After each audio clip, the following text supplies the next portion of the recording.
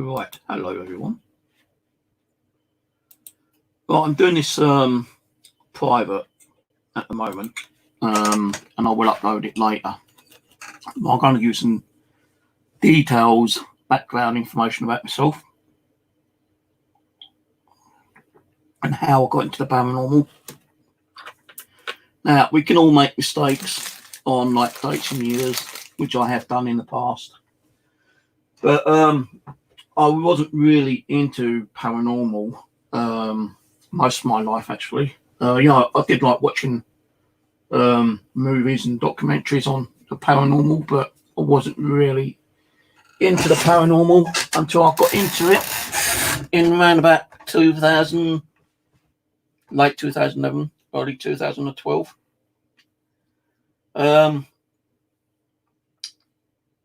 There was one night I got a phone call from my sister saying that my dad was in hospital and I need to get down there rather quickly because it looked like he wasn't going to survive the night. And this was, I think, in November 2011. So I had to get down there. I got someone, my sister-in-law, to come and look after the kids while I actually, made my way down there, down to Dartford. I think it was Dartford or Sidcup. I can't remember what it was, to be honest with you. But anyway, I made my way down there, took me a couple of hours to get down there by bus, tube, train, and taxi. And the day I got down there, my dad was seriously ill. He looked like someone had just come back from one of the concentration camps. He was so skinny. You could see, the indentations of his bones and things like that, kind of thing. All his face was like sucked in, really bad. And I was surprised to see, like my sisters down there, my dad's brother, my Uncle David, and his wife, one of my cousins, and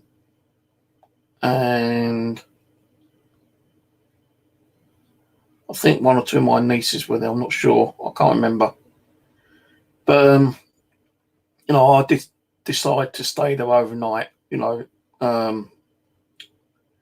knew I wasn't going to get back home, in time for the last buses and trains or whatever. So I decided to stay there overnight with my dad. And, I asked my sister, Sandra, if she would stay with me. She said, yeah.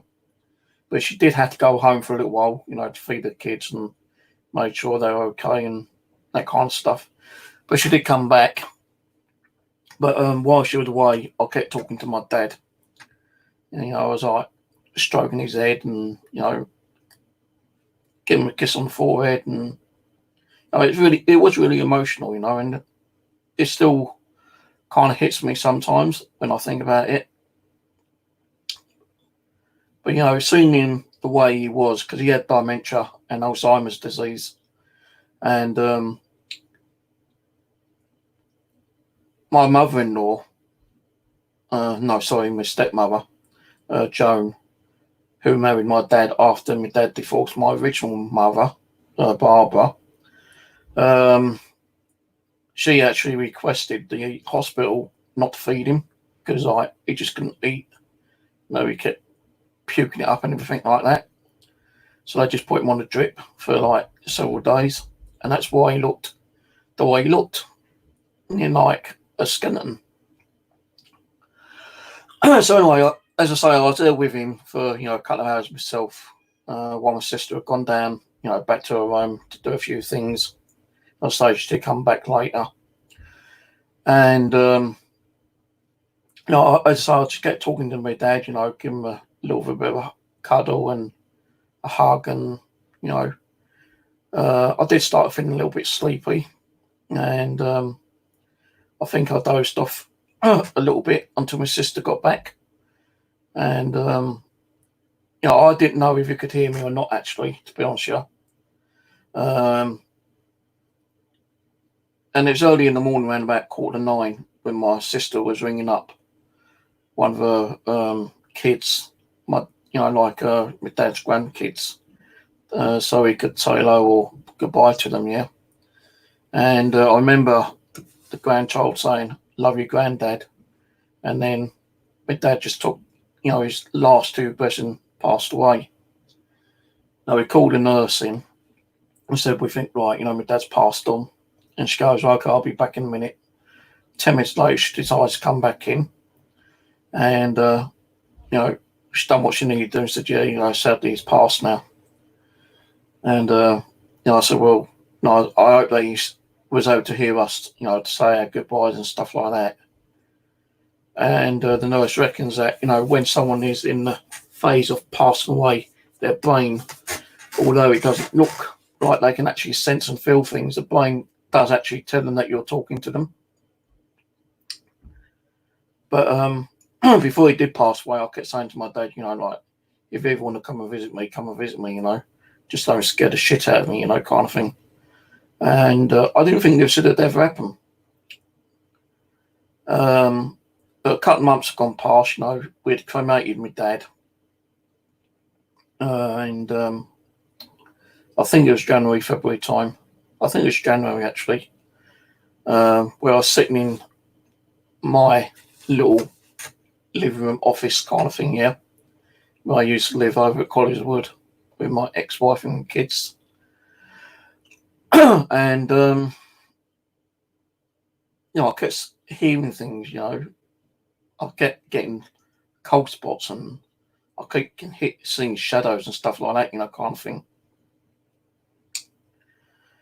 And I said this many times on some of my streams. Every night for a week, around about 9 o'clock, I used to go in the kitchen, make myself a cup of coffee. And every time I was out there, I kept feeling like a tug on the back of my shirt. It's like two tugs kind of thing, And I always thought it was my kids mucking around. And every time I turned around, there wasn't no one there. No one. Even when I went and asked them, like, my kids, was you mucking around, did you come and tug my shirt? They swear black and blue it wasn't them. And even if it was, I would have heard them, running around, I would have heard the footsteps. But one night I was actually watching, I think it was Ghost Adventures, where they actually mentioned about EVPs, catching like, voices that we cannot hear. An EVP is an electronic voice phenomenon. And they said, to use a recorder. So I thought that was kind of interesting. But I didn't have a recorder. All I had was an old mobile phone, which I still got somewhere.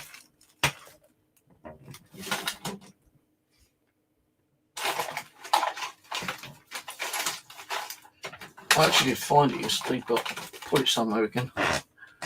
There's an old Nokia phone.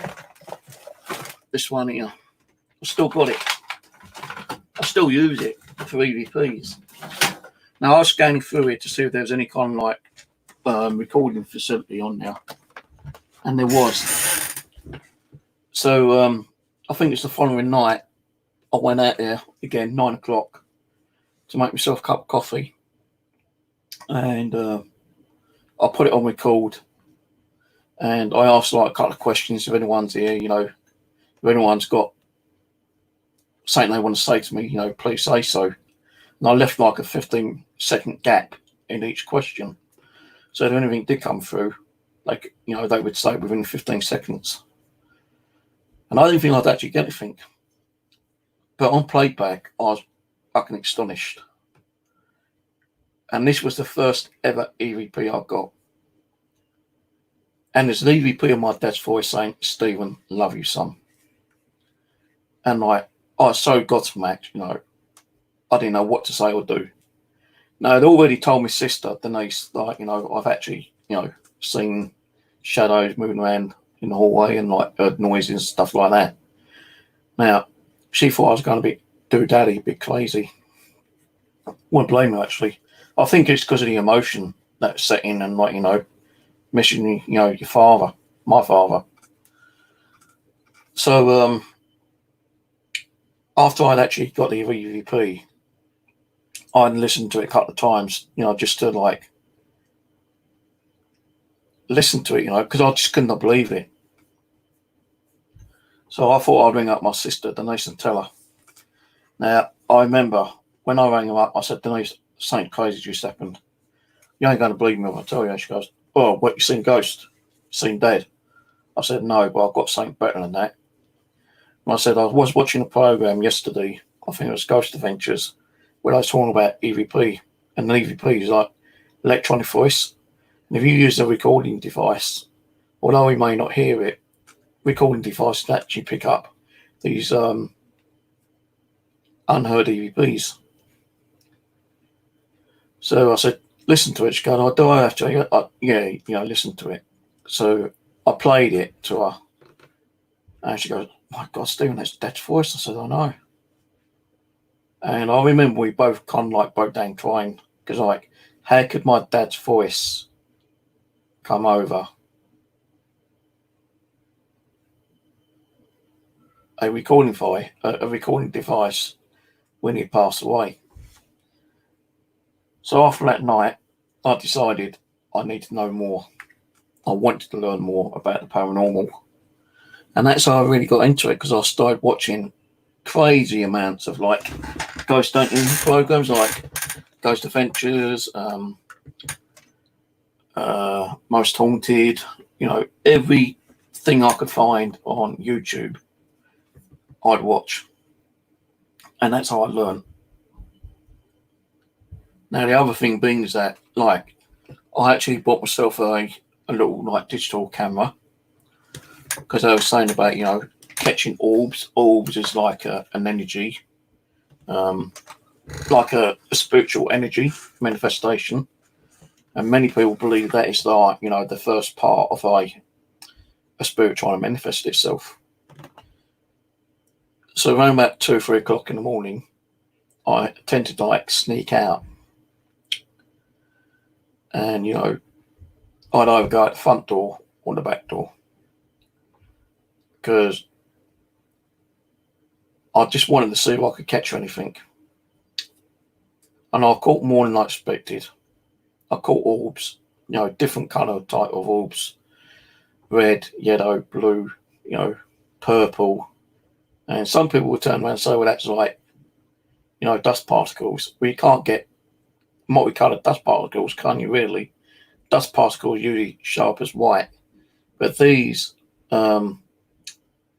orbs had like a particular flight path. Now, if you create like, if you drop some dirt or dust on the floor and you stamp on the ground and record it, dirt or dust usually goes up and practically straight down, or they might go in kind of like a slight angle, depending if there's like, you create like a breeze or something here. A dust particle would not spin around and go up and down and back up. Not what I would see. So I caught, some amazing kind of like orb activity. I even believe I caught apparitions in like, trees and bushes, and then I started learning about pixelization. You can see weird stuff in pixels, camera photo lenses, and all different kind of things. You can actually get images through water ITC as well, which I did eventually learn a bit later on. Saint told me I need to go down to my local cemetery and do some like investigations down there, which I did do. And there was a time where I just bought myself a new bike, and I went down to the cemetery, and I'd been K2 meter, because I started buying ghost equipment, like K2 meters, ghost boxes, and new camera and camcorder and stuff like that. Because they were the days when I did have a little bit of money, kind of spare. And if I didn't have the money, I'd sell, my own personal belongings on eBay to get that money to buy those things. Now that's something I'm going to be bringing up in a little while, yeah, about purchasing. So anyway, went down to the local cemetery, and I done some EVPs, and I caught, which I believe was a young boy, saying, "I like your bike." I thought, wow, that's crazy, And I had a rough idea why I call that EVP. And I was getting a lot of good EVPs, on that mobile phone, on my Nokia. I did eventually buy other recorders, like Sony and Panasonic and stuff like that. But I still say my Nokia beats all of them. So anyway, I went back to the cemetery and I asked, if that little boy's voice was still around, if you could tell me what his name was. No, I didn't know that I'd actually got a reply until I got back home late that day. I did actually get a reply. Now, I can't remember the little boy's name now, but if I went there now, I'd definitely know where his cemetery is, where his grave is. Because after playing it back, I did get a name. So again, I went back down now, and I looked around the headstones because it said like the name, and I said, "Where are you?" And it said like, to the right. So when I went back down now, I went back to where I got the EVP, and I went down the road to the right, and about 5 headstones down was the little boy, which kind of like was crazy and freaked me out a little bit because I actually found the actual little boy's headstone. And, I asked questions again, are you the spirit that communicated with me? Would you like me to bring some toys down for you? And every kind of question I asked, I always got a response. Like when I asked if he was the little boy, yes. Would you like me to bring some toys down for you? Yes, please. And, I've got some pretty crazy EVPs there, And, not only that, weird things happened. Like in the same cemetery, it started pouring rain one particular day, yeah. And, I had my bike with me. And I went under a tree thinking I'd keep dry, And I realised the tree didn't have that many leaves on it. Trees were like, practically empty, like leaves. But I thought, like, the branches might keep me dry. Now, the weirdest thing was that it was pouring rain. I'm underneath a tree which has got no leaves, and there's like a kind of a bright white light above me. And I'm thinking, well, what's this light above me, kind of thing. The sun's not out, the clouds are there, but it looks more kind of like bright here than it is, the rest of the surrounding kind of thing, Now, I can't prove any of this. It's just like, on my videos, which I've said in the past and, where I've taken photos. So you have to believe me, if you don't believe me, then, that's up to you, But I wasn't getting wet at all. Even though the tree had no, like hardly any branches or any leaves, I didn't get wet at all. As soon as I stepped out after it stopped raining, this whole tree had a dryness, I'd say about 4 or 5 feet surrounding in a circle. But all the rest of the ground past that 4 feet was totally drenched. So why did that happen? I can't prove this, but I know it happened. So why it happened, I don't know. But over time, I've met people like Simon James, met Steve Cooper, I've met Pete, Paranormal nephews. We've done a lot of stuff, yeah. Caught some amazing stuff, at Pete's poltergeist activity, Puckley Village, apparition of someone walking from behind one tree, going to the next tree, going behind that second tree, and not coming out the other side. And it was like it looked like a child wearing like one of those kind of like hooded gown things, Jordan's Wood. Crazy apparitions there. crazy apparitions. And like, I actually did contact the Forestry Commission, and I got to the department who actually ran and maintained Joiners Wood, and I told them about it.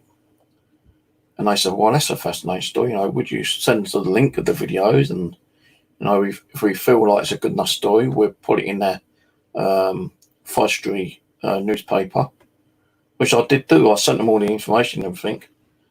But I didn't get no response or, reply from them for a couple of months. So I did eventually ring them back up. And I said, we did look at it. It's crazy. It's amazing. But we decided not to put it in because we don't want to scare the public, knowing that the Joiners Wood may be haunted. So, I wasn't trying to do it for, publicity, but, just to let them know that, Joiners Wood is haunted. And I say, they was like, well, kind of chuffed over it, I suppose, like, kind of, they couldn't believe it, put that thing. And I've always said, like, it doesn't matter where you are.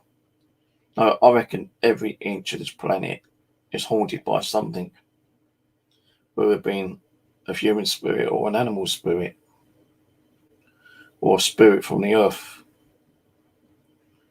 I reckon, there are things that we don't even understand in the paranormal. So,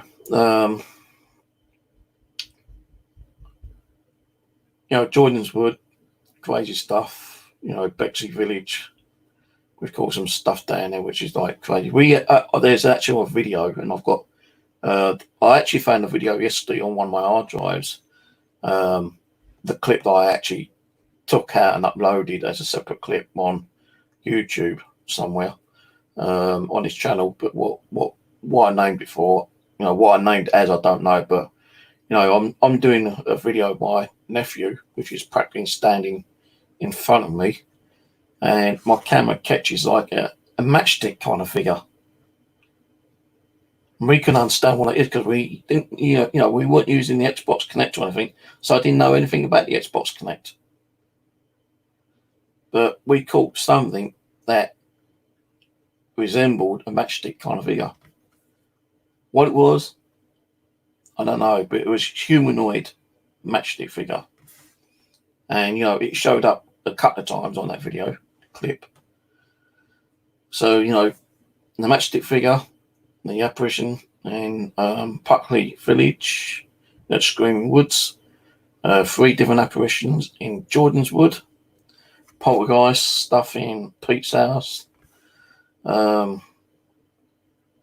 with stuff in residentials. I've even caught a picture of a little boy, which we believe his name is Dexter, in a residential house, which me and my nephew and Simon James investigated. I still had the picture. And many people said, like, they can see a little white boy standing next to me. I said, yeah, but the thing is, the person who owns the house is black, and she's only got a black child.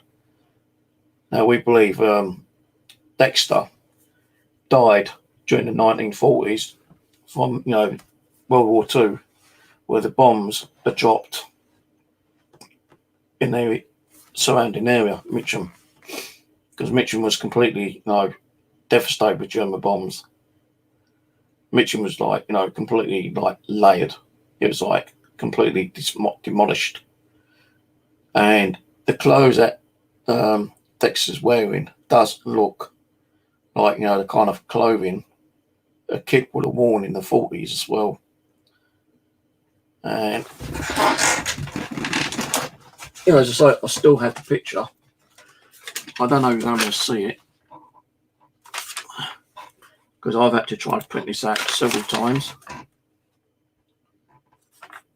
But it's right here. Little boy there wearing a V-neck, green kind of jumper. You can see his hair there, black. See his little white face, black trousers, now. And this was me taking a picture of the mirror. I didn't see this until I started reviewing the photos when I got home. Now I could see someone in the mirror. And as I say, this was the first time I went there because I'd done like 2 little mini investigations there before me, Simon, and Aaron went there. Because the owner said that she feels that the mirror is a portal and it's bringing like spirits in, because she felt she was like some kind of like medium or psychic, but she's fed up with everything going on there, and she wanted the proper investigation team to come down and try to cleanse the place and get it sorted out. Now we did do an overnight session there, and it seems like the mirrors were kind of like was portals, because in the big mirror in the ladies' room, Kelly's room, I caught an image of a female which looked like a witch. And I had to call Simon so he could come in and see if he could see it himself. But Simon was doing something else, so it took a couple of minutes for him to come in. And time he came in, that image had disappeared anyway. And I showed him, he goes, "Bloody hell, Steve, that's crazy." I said, "What does it look like?" We had a little bit of difference thinking what it looked like, but I said, "It definitely looks like a witch to me." So he said, "Look, leave the room and I'll stay in there and I will try to debunk it." He stayed in there for well over 20 minutes, taking hundreds of pictures, and he could not get anything similar to it.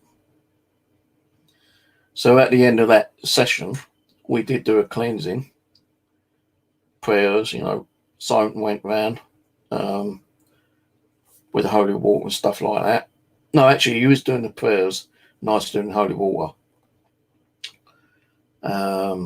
So was Kelly. She was doing the holy water and putting crosses on the doors, windows, mirrors and stuff like that. And after we'd done that particular residential, she swears black and blue that the whole atmosphere had completely changed. Her herself felt completely different herself. And she thanked us very much for doing what we'd done. And I never heard back from her. I said, "If you do get anything else, let me know." She had my YouTube channel, she's got my website channel link, and I've never heard back from her. The other residential we did was Warwick's, which is a Georgian house. We had some crazy stuff happen there. Up on the top floor, the door just kept opening and shutting by itself. No wind, no draft, nothing. There's one time where the door actually closed, and it's got one of those old-fashioned latches on, and the door closed and you heard the latch go. Then a few seconds later, you hear the latch lifting up and the door opening again. So, we caught some crazy stuff, I've got over 2,000 videos on my channel. Some of it is dramatized, which I'll be talking about later. But I have tried to take a lot of that drama stuff down.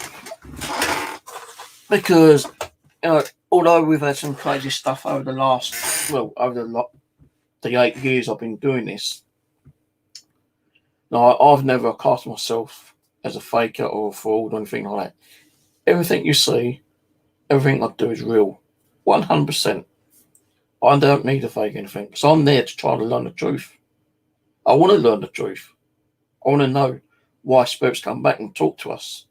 I want to know why spirits come and threaten us and do poltergeist stuff and are demons and angels real and stuff like that. We're all here trying to learn in the paranormal. And when you do get some really crazy stuff, people class you as a fraud. Oh, he faked it. Now, there are groups out there. I ain't going to mention groups or names, but there are groups out there which have actually fake stuff, yeah.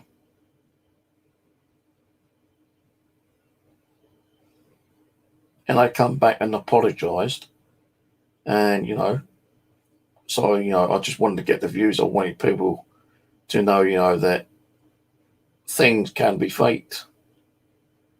Some people turned around and said, look, I've done it and faked it because I wanted you to kind of like understand, some stuff can be faked. And, people have apologised for, their errors. And, they got their reputation back. But you don't, like, if you start faking stuff and you don't apologise, you ain't going to get your reputation back. No, I don't need to fake my stuff. What I get is real and uncut. Especially when I'm doing my live DVR camera systems.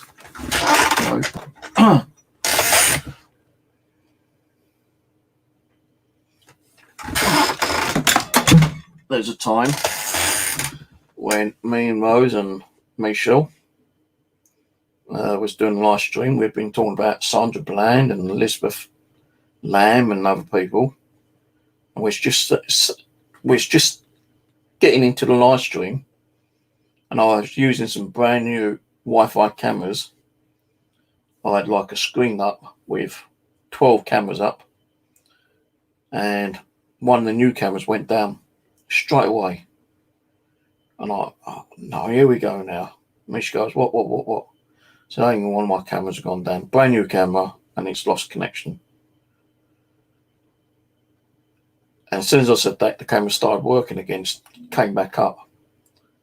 And with the Wi-Fi cameras, you set them as you want them. But if it shuts down, it goes back to the default position. It won't go back to the position you set it at. But what happened was that it shut down, it came back up, it sets itself back to default, and as it was doing that, caught this black mass in front of the camera for about a second or two, then it just disappeared. Now, Perry, Pumpkinhead, saw it, and he was able to do it frame by frame. Now, I don't have that video, and I think Perry lost the video on one of his old laptops. But, there is me doing a video, doing like a slow motion clip of it. And what it was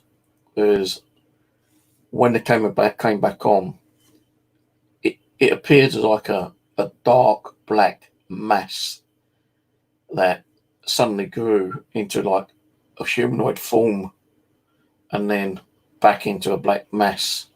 Now, as it grew into that humanoid form, you could actually see it striding, walking. You could see although, as I say, the camera sets itself to default, you could see like the bottom part of its head, like say like from the eyebrows downwards. And this spirit or entity or shadow being, whatever it was, it was crazy. I've still got the video to prove it. It kind of like was all completely black. It looked like it was wearing a long black raincoat, and you could see its legs striding. And it took probably about 2 steps and then went back into this black mass and into like a foggy mist and disappears, all within like 2 seconds. That wasn't fake. That was pure evidence. That was crazy. A lot of people who saw it was like, holy shit, Steve, what you just caught? I don't know. I'll be honest with you, it scared the shit out of me. I still carried on with the stream. I still remember saying like, it scared me. But later when I went in the kitchen, I thought, hey, why should I be scared? That's the kind of evidence that people want to get. And I got it.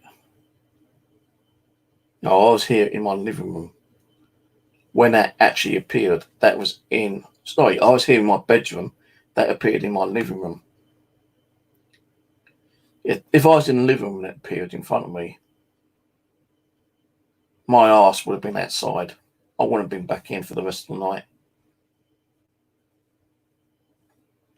So why did it manifest in the living room and not in here? Because my living room I class as a spiritual peace haven for the spirits. Spirits want to go in and communicate and talk to each other. That's their haven. That's their little kind of like gathering point. When I go in there, sometimes I still feel there's a lot of energies and different types of energies, and I sometimes feel a little bit uncomfortable going in there. I feel like sometimes they don't want me in there, but I need to go in there. I need to go on the balcony and get things. So I've told them, as long as I'm not in there for 2 or 3 minutes, just don't do anything negative. And if you are, let me fucking record it first. That's why I've got these 8-channel DVR. So when things happen, if I see weird things happen and it's been recorded, I've got the proof, I've got the evidence. But then people turn around and say, hey, hang on, when that's faked. How can you fake a black apparition when you're in here and that happened out there? It's impossible. How can you fake a manifestation of which looks like a monk figure when you're out on an investigation?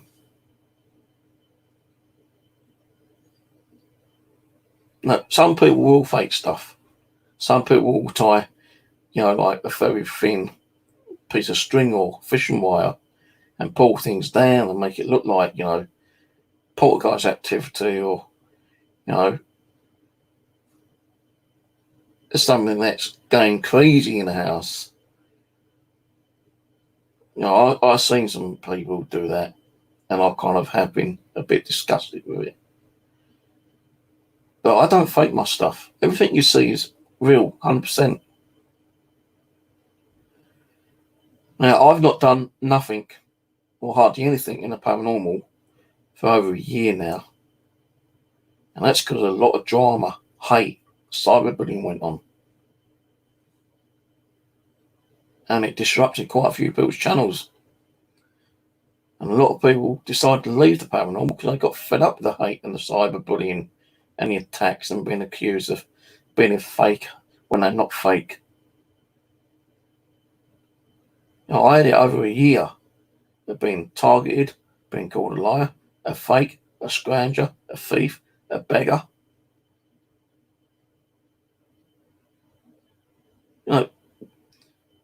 In this life, we're not going to have it easy all the time. I have, over the last couple of years, found it very, very difficult to keep up with the paranormal and trying to get, equipment. Several years ago, I learned how to build equipment. And, I did sell some of the stuff so I could make the money back to buy more components and build different bits of equipment. And I even gave some of that equipment out to paranormal groups, free. Right, if you look at Living Dead Paranormal, the Foreman Brothers, I gave them a shitload of gear. 2 ghost boxes, a 7-in-1 device, 2 power sensors, one with a laser grid built into it. I think it's like a giraffe toy. I was able to put like a motion sensor light and alarm on. DC boxes, which is a small version of like the what's it called? The REM pod. No, if I was to sold them, you're talking about $1,000, about £1,000. That's how much it would have cost. That's how much I could have got instead of giving to them. And I gave them all that free of charge. And I used to do giveaways as well. And when I ask for help back, I'll get slandered, I'll get attacked, I'll get abused, I'll get hate. There was one time when my computer was fucked up. I couldn't get no sound out of it. USB ports weren't working. And I said, sorry guys, I'm going to have to go, you know, I can't do it. You know, unless I get some help some way, I won't be back on until I've got a new computer. And someone was good enough to actually donate 95% of the money to buy myself a computer. And not only that, she helped to buy a camera, one of those little EE Wi-Fi cameras, which was only like 50 quid. The computer cost like 300 quid. And she donated towards something else as well. No, I didn't ask them to do it. Well, I did. I said, look, you know, if anyone can, you know, I'd be very grateful, but I didn't expect someone to go out of their way and be that kind and generous to, you know, donate the full amount of the computer. I was only talking about a camera one day, the EE one. So I like to get one of those, you know, to do walk-bys. How much is it, Steve? I think it's about 45 quid plus £5 postage. Just donated the money for that. And then videos come up of me saying that I'm a beggar, I'm a scrounger, I'm defrauding people.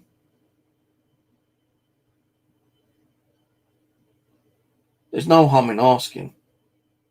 And if people want to, you know, help, they help. If they don't, they don't. That's why Super Chat's there for donations. That's why Patreon's there for help, you know, towards your channel. Because what we're doing now isn't cheap. No, even doing live streams or streams you upload on YouTube. God. Wait a minute.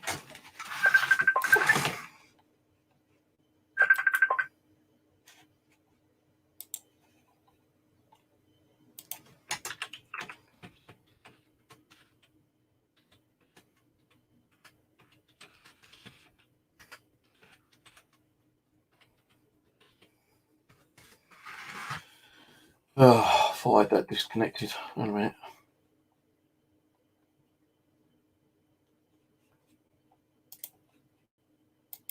Oh, it's fucked up. I thought I had my Facebook locked off. So, you know, I was brought up by my parents saying, if you don't ask, you don't get. So I asked a couple of times, yeah, I admit, I asked. No harm in asking. If people want to help you, they'll help you. If they don't, they don't.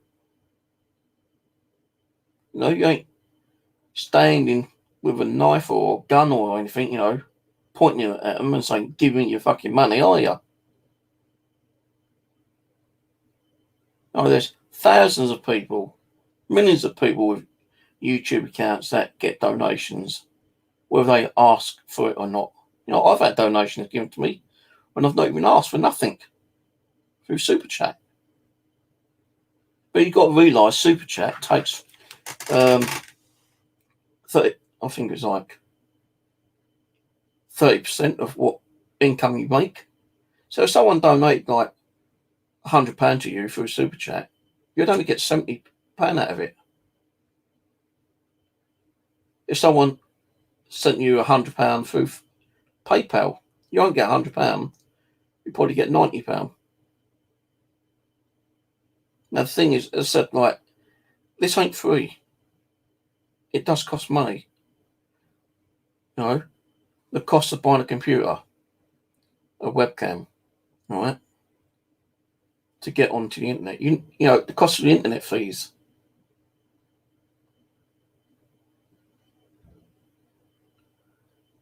The time it takes to upload a video. Electricity. So it's all things that's cost you money in the first place anyway. Anyway.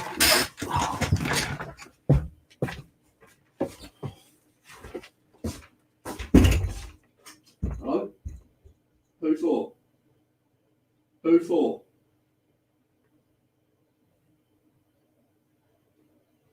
What's the name?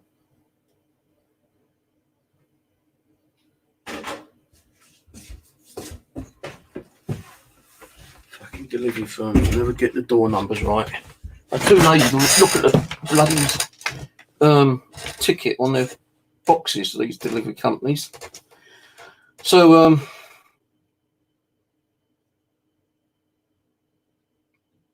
I can't even remember what it was now. Yeah, so it's costing you money to just come on the internet to do a live stream. Now, many people like watching my DVRs. DVRs ain't cheap. A DVR system with 8 cameras, with a terabyte hard drive, they're about 250 quid each.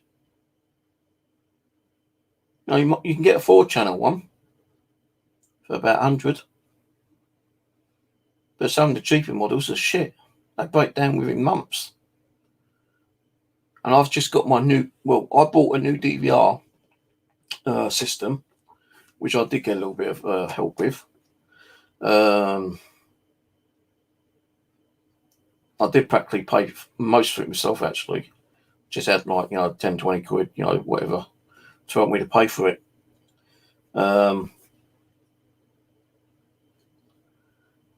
But I had my old 8 channel when, I was saying, I've got to go out and buy a new one now because my 8 channel one's gone down. The cameras keep going off, the system keeps shutting down. Now, I didn't know at the time what the problem was. So I had to buy a new 8 channel DVR CCTV system. Now, I could have just bought the box and the actual with the hard driving. But, the cameras, I thought, even the cameras might be faulty. So I bought a complete box one with the cameras, 1 terabyte hard drive, 8 channel. So it's got 8 cameras there. And that cost me over 200 quid. I think with postage, in total 250, I think it was. Because it's not a cheaper model like I've been buying in the past.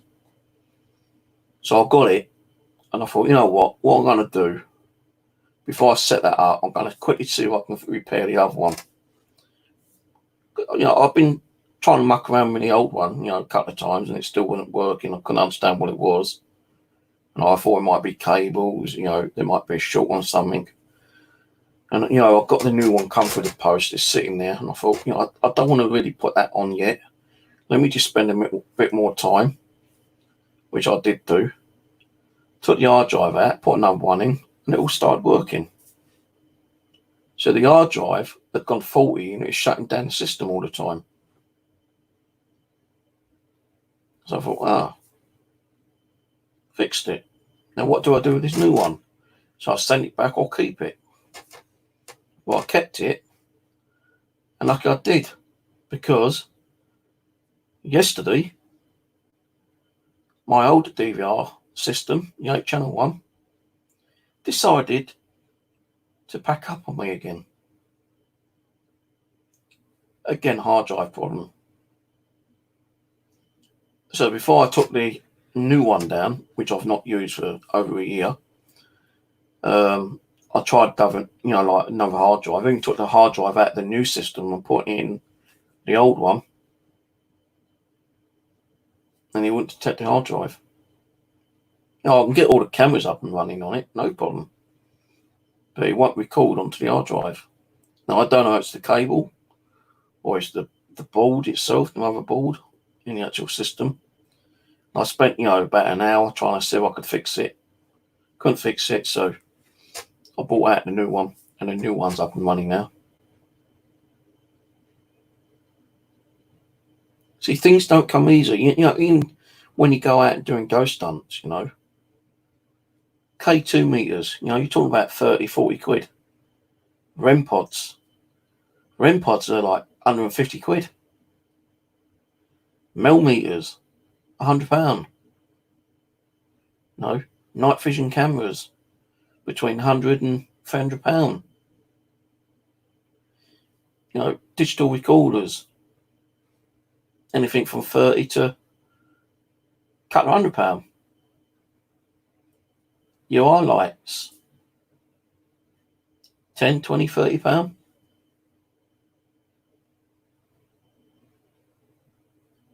Head torches, You need a decent head torch to go out. You don't want one of these crappy poundland ones that keep fucking breaking up, within 5 minutes of going out. Head cameras, head torches, $5.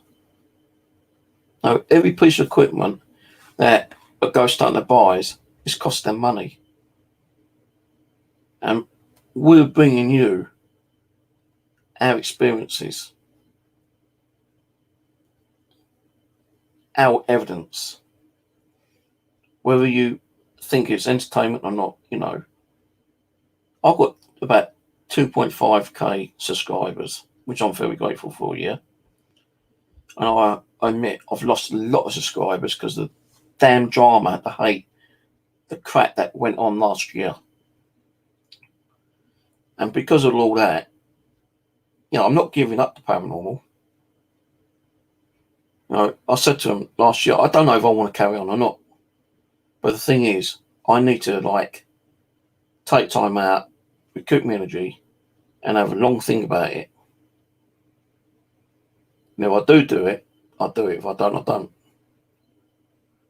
Now, if I gave up doing the paranormal, what would I do with my gear? I won't get the money for what I bought it for, or paid for, like a REM pod. If I paid £150 for a REM pod, I'll be lucky to get 50 quid for it. So I'll be losing money constantly.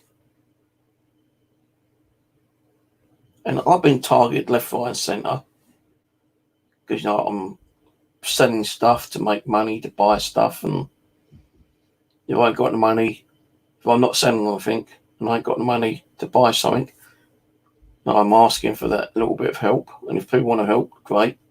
Get slammed down about that and called a thief and a con man, and I'm using people. I'm not. I've been doing this for 8 years. I spent out probably thousands of pounds in ghost hunting equipment. And some of that equipment don't last that long. I've had,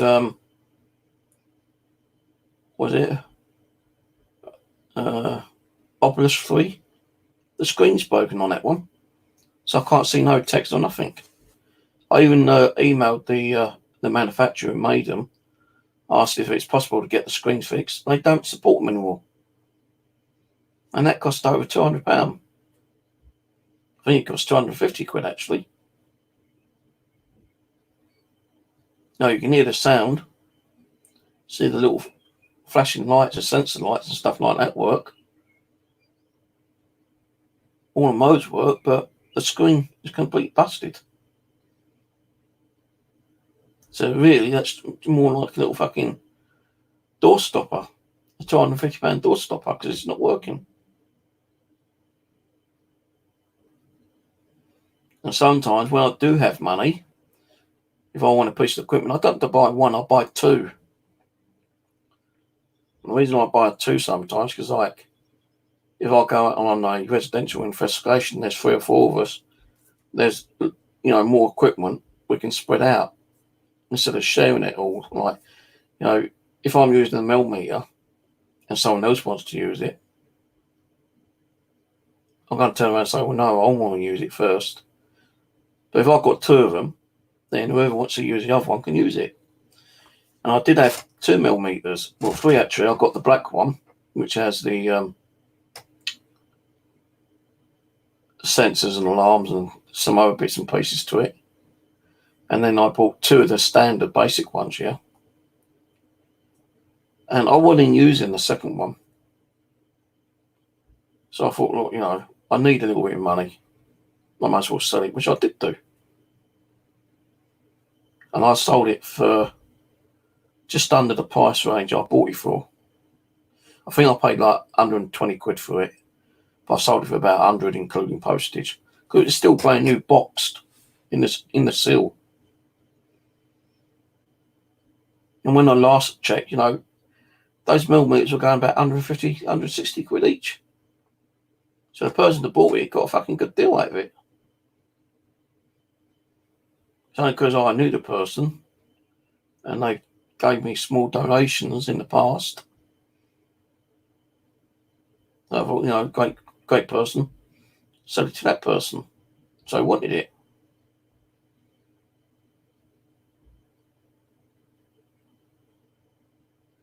Now, any hobby is not a cheap or free hobby. You're always spending money on whatever hobby you're doing. Like, because I'm not doing the paranormal at the moment, I started doing bushcrafting, building a temporary shelter for when I go out milk detecting again. So if it starts raining or I get tired, all I've got to do is walk over to my shelter, which is on private land, which I've got permission to be there. I can go over to my shelter, put the kettle on, and make myself a cup of tea, coffee, whatever. Cook myself something to eat. And making the shelters cost me bloody money. Nails, string, cooking utensils. I didn't ask for it, but some guy sent me 3-4 boxes of stuff because he liked my new channel. I thought, wow, why are you doing this? He goes, because I like your channel, Steve. I've been watching you, for years, especially on your paranormal channel. And now I see your, bushcraft one. That's got me even more interested in bushcraft. And, I've got stuff laying around. I don't use it.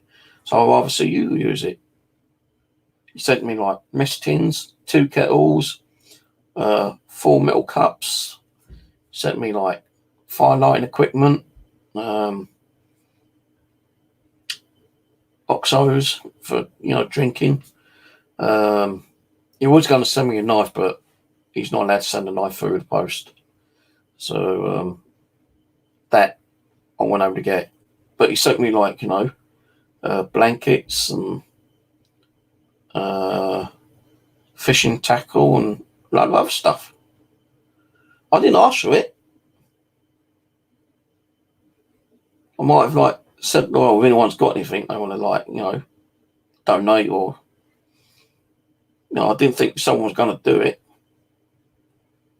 So I say I didn't ask for it. I did in one way, but I wasn't begging for it. I was more interested in getting a knife actually, but the person saw my video and he goes, hey, I've got stuff. I didn't even know how he got my address until I asked him.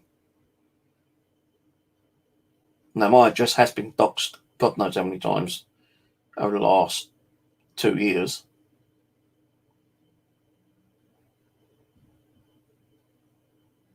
And not only that, some really nasty, hateful videos that have been up on me as well.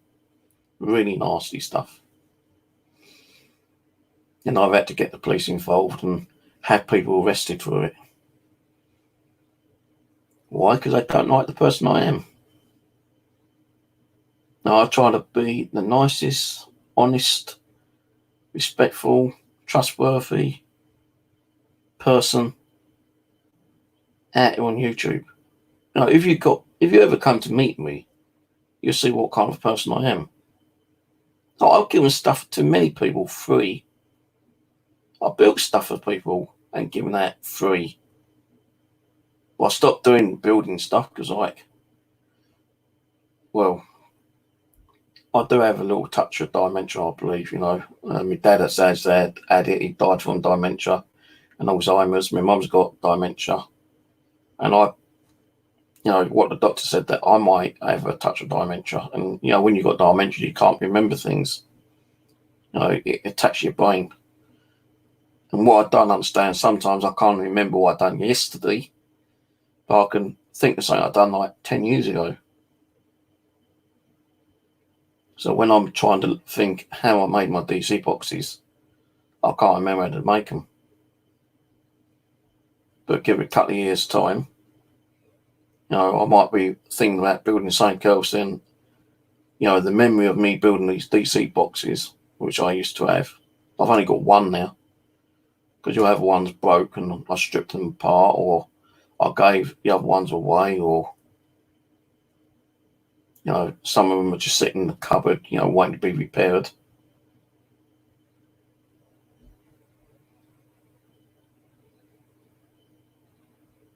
But I have given stuff away, a lot of stuff. And for me to ask for help, That's not a criminal. It's nothing negative in asking. No, even the person who's helped me with the computer and the camera said, if you don't ask, you don't get. And because she did help me to buy a computer and a camera, I promised to take on an investigation. Now, it was going to happen last year, but, things went a bit ape shit with the hate and the drama and, the bad weather we was having and stuff like that. So I said, I'll take it this year. But we can't now because of bloody COVID-19 files is out. Everyone's in lockdown. No one's supposed to be going out. You're allowed to go out and do your shopping and exercise. But I tend to build up all my hourly exercise and go out maybe once a week to my bushcraft. I'm keeping a social distance. I'm not near no one.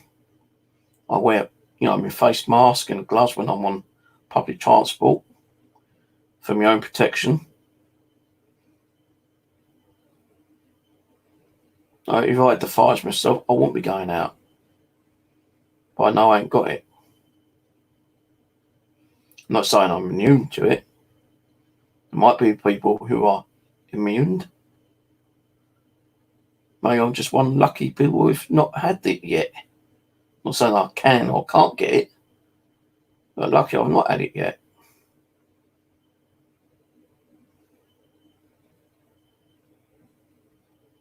And what I think is a bit shitty is where people are being slagged off and attacked because they go out on a little ghost hunt for an hour or maybe 2 hours while lockdown's on.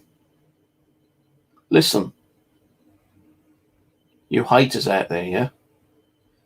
I know we ain't supposed to be going out, but I bet you go out, whether it's shopping or your daily exercise. What is wrong with going out and doing one little hourly ghost hunt? You're using it as your exercise time. You're walking around. Walking is exercising.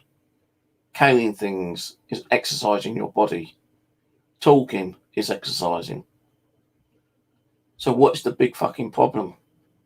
As long as they keep their distance, social distance away from each other, including their group members, and I can't see what the problem is. Now, if I had a group myself and we want to go out on a ghost hunt, we'd fucking do it. As long as we're keeping social distance and, we're not affecting anyone. I'm only out for about an hour. What is the big deal with it?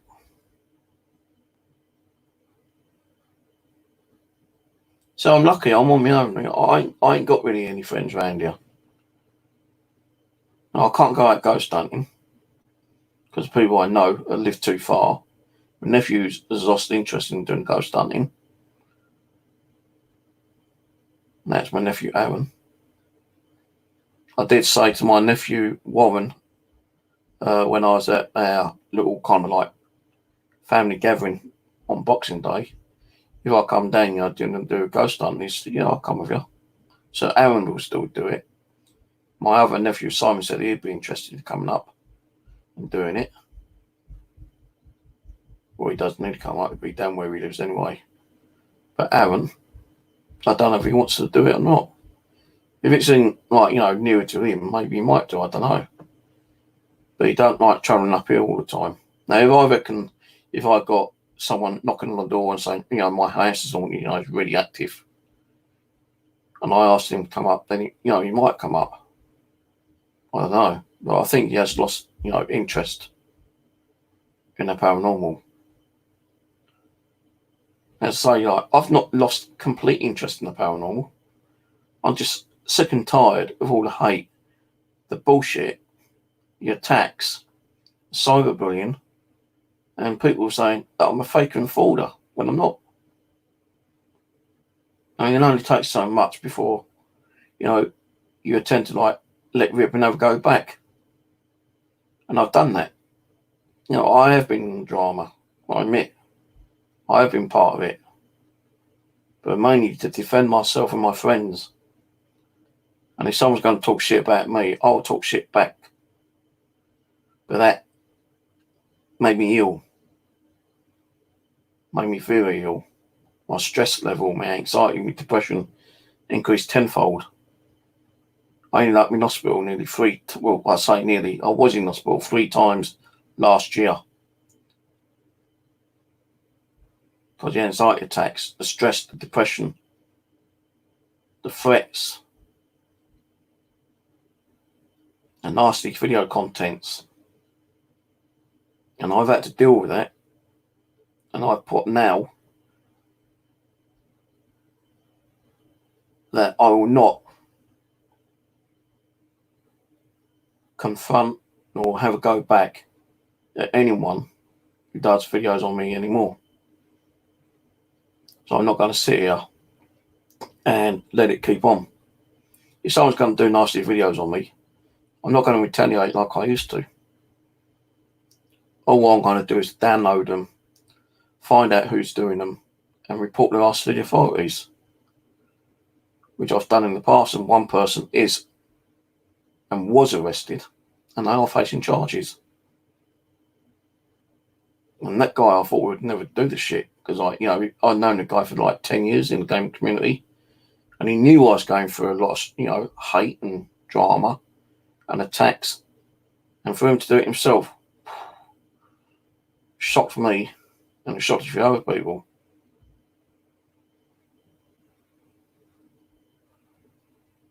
But I said, if anyone attacks me anymore, they best be warned, because I'm not going to retaliate like I used to last year.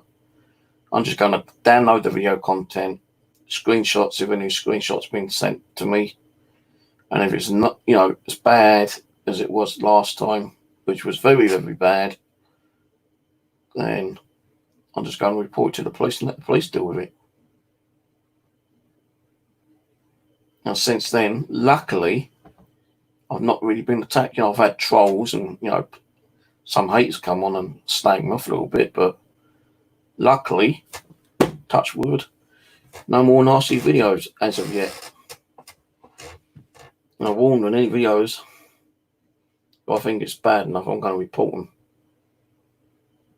And if I had to get the person arrested, I will do. No, I didn't even want that to happen last time. Get people arrested and have their gear taken away, but it went so far last time. Even that person got warned off 3 times. Thought it's funny. I thought, no, that's it. No, he's put me in hospital because of the content on the video. No, that person deserves being arrested and being charged and whatever happens to him. And that's what's going to anyone else who attacks me.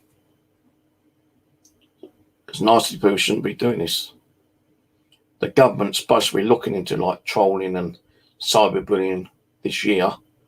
But because of the coronavirus, they're more concentrating on getting the people back into the economy, getting jobs back.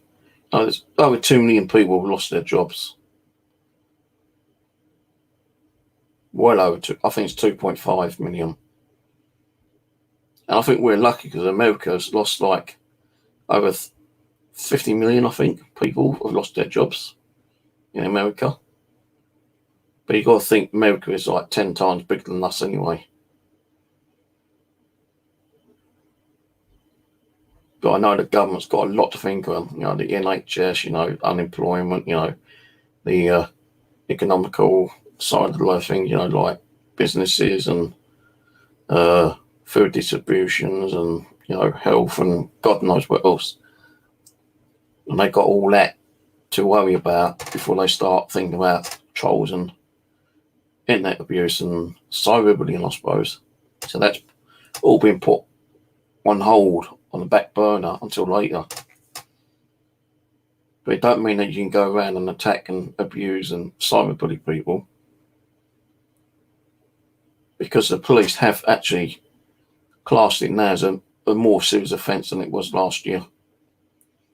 And all what the person needs is the video content, screenshots, the person's name, and contact details, address, email, home address, telephone number. All I've got to do is pass on to the authorities. And if the authority thinks that the cyberbullying is bad enough, it'll be dealt with. And I'm not fucking lying to you, because as I say, there's one person still being dealt with at the moment.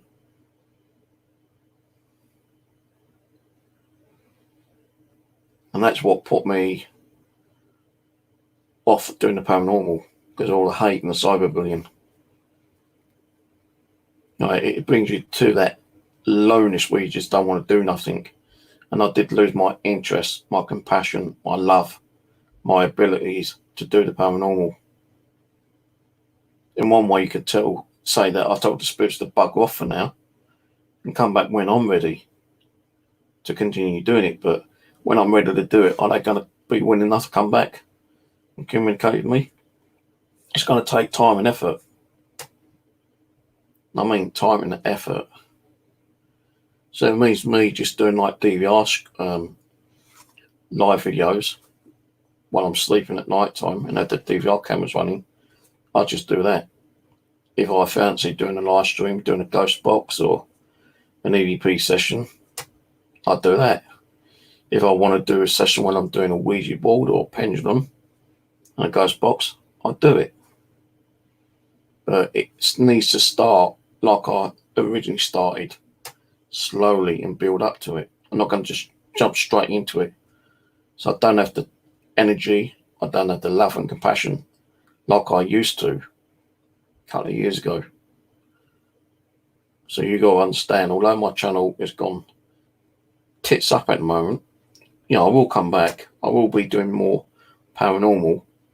Some of it will be offline and uploaded like I'm doing right now. Some of it will be live streaming.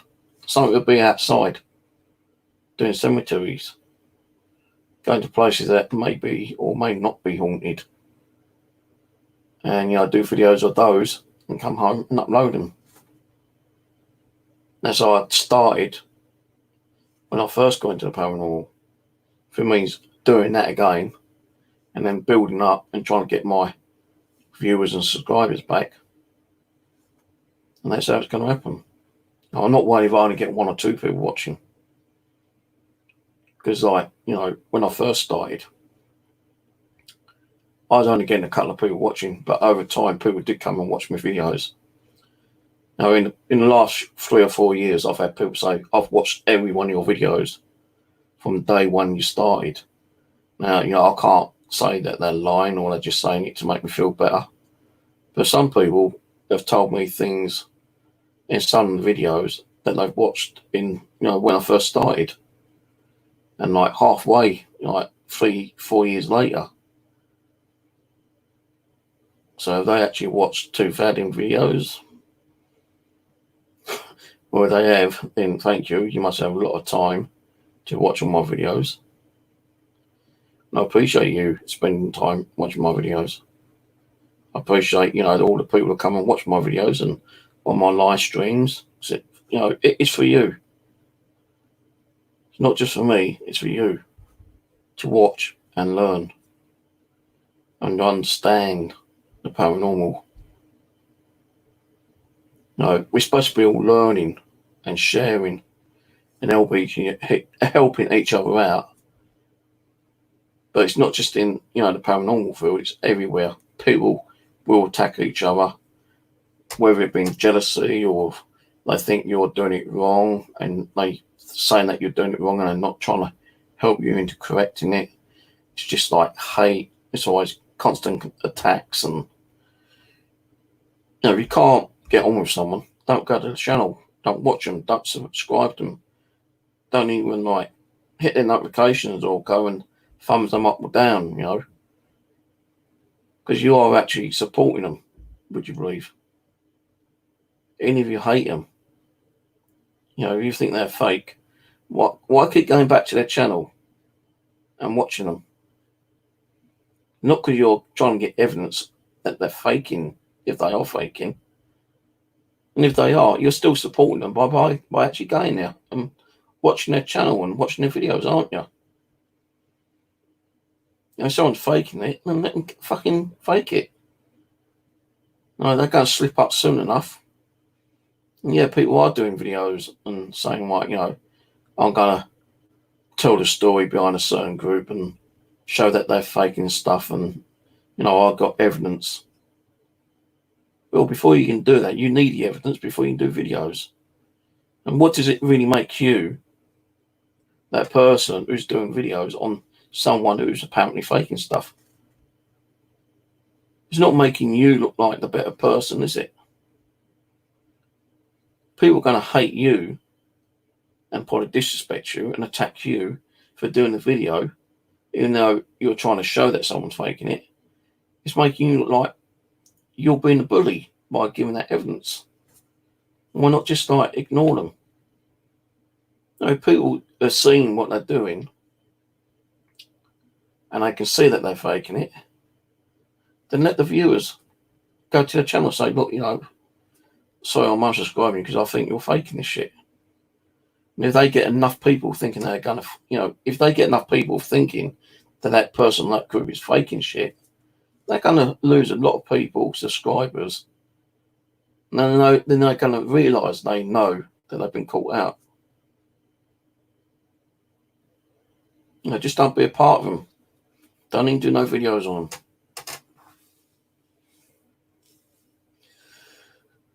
But as I say, you know, I will get back into the paranormal when I'm good and ready.